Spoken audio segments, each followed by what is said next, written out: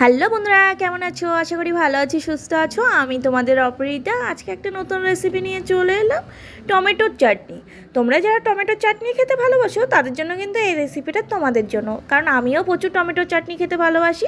তাই টমেটোগুলো ভালোভাবে ধুয়ে নিয়ে এখানে টুকরো টুকরো করে কেটে নিলাম। দিয়ে দিচ্ছি কড়াইতে সাদা তেল, আর গ্যাসের ফ্লেমটা কিন্তু আমি অন করে রেখেছি। দুটো শুকনো লঙ্কা এখানে ভেজে আগে রেখে দিয়েছিলাম, সেটা এখানে তেলে ছেড়ে দিলাম। ভেঙে ভেঙেই কিন্তু দিয়েছি। দিয়ে দিলাম একটু কালো সরিষা, পরিমাণ মতো অল্প 1 চিমটি মতো দিয়েছি, বেশি দেওয়ার দরকার নেই। এবার তোমরা চাইলে সরিষাটা না দিতেও পারো, এখানে দিতে পারো তার বদলে তেজপাতা, কিন্তু আমি তেজপাতাটা না দিয়ে এটা দিলাম। এবার এর সাথে কিন্তু আমি কাজু বাদামগুলো ভেজে নিচ্ছি। কিশমিশটা আমি এখানে দিতে পারলাম না, কারণ আমার কাছে ছিল না। আর তোমরা চাইলে কিন্তু খেজুর আর আমসত্ত্বটাও কিন্তু এখানে অ্যাড করতে পারো, কিন্তু সেটাও আমার কাছে ছিল না, তাই আমি দিইনি। তাই এখানে দিয়ে দিলাম তার ভেতরে টমেটোগুলো, কেটে রাখা টমেটোগুলো এখানে দিয়ে ভালোভাবে নাড়াচাড়া করে এখানে কিন্তু মিক্স করে নেব।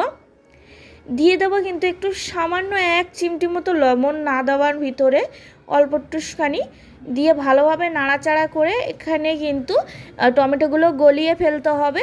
খুব সুন্দর করে এখানে আমি নাড়াচাড়া করে নিচ্ছি, তোমরা দেখতে পাচ্ছ। দিয়ে দিচ্ছি পরিমাণ মতো অল্প 1 চিমটি মতো কালারের জন্য হলুদ গুঁড়ো, দিয়ে দিব সামান্য একটু লঙ্কা গুঁড়ো, দিয়ে সবগুলোকে একসাথে ভালোভাবে কিন্তু এখানে কষিয়ে নিতে হবে কিছুক্ষণ। আর তোমরা এখানে যখন কষাতে থাকবে তখন দেখবে টমেটোগুলো এমনি গলে গলে যাচ্ছে এখানে। আর তোমরা কারা কারা আছো কমেন্টে জানিয়ে দাও, আমার মতো এরকম টমেটোর চাটনি বলো, যে কোনো চাটনি খুবই ভালোভাবে খাও, আর শুধু শুধুই খেতে চাটনিগুলো পছন্দ করো। চাটনি বললো, আচার বড়ো খেতে ভালোবাসো, সেটা কমেন্টে জানিও। এই দেখো নাড়ানাড়ি করতে করতে কিন্তু এখানে দেখো টমেটোটা আমার গলে পুরো গেছে, টমেটোটা গলে এখানে সিদ্ধ হয়ে গেছে, দেখতে পাচ্ছ।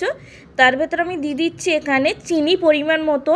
যতটা টমেটো ততটাই চিনি দেবে, আর তোমরা যদি চিনিটা একটু কম খেতে চাও সেক্ষেত্রে চিনির পরিমাণটা একটু কমিয়েও দিতে পারো। এবার আমি ভালোভাবে নেড়ে চেড়ে একসাথে এখানে মিক্স করে নিচ্ছি, দেখতে পাচ্ছ। আর এখানে কালারটা কত সুন্দর আসছে, আস্তে আস্তে দেখতে পাবে তোমরা। এবার এতে আমি সামান্য একটু তেঁতুল ফেলে দিচ্ছি এখানে, আর একটুখানি চিনি দিয়ে দিচ্ছি, আমার একটু চিনি পরিমাণটা কম কম লাগছিলো তাই।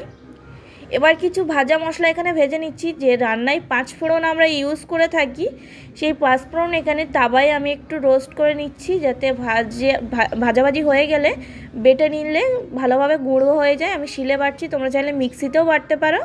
এখানে খুব সুন্দর করে গুঁড়ো করে নিয়েছি। এবার দিয়ে দেবো চাটনির ভেতরে, আচারে এখানে দিয়ে দিয়েছি।